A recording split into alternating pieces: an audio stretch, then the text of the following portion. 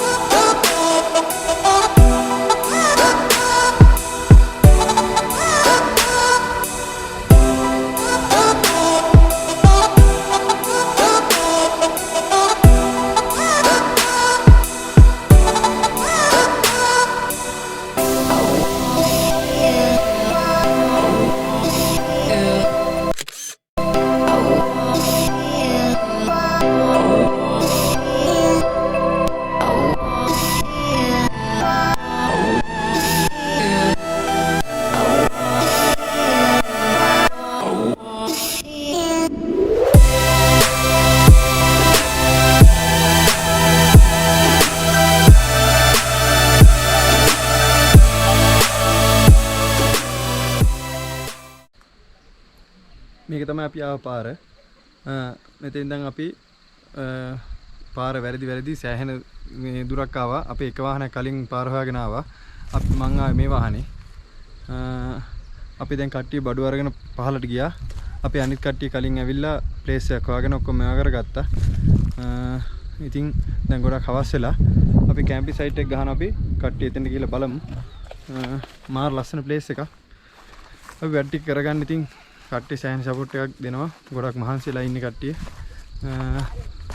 දැන් ටිකක් ට්‍රැවීගෙන එන හින්දා අපි කට්ටිය ගිහිල්ලා කැම්පින් සයිට් එක ගහන මේ පල්ලෙහා මේ අපි කැම්පින් සයිට් එක ගහන්නේ. අපි රෑ කැම්පින් සයිට් එකේ හමු වෙමු.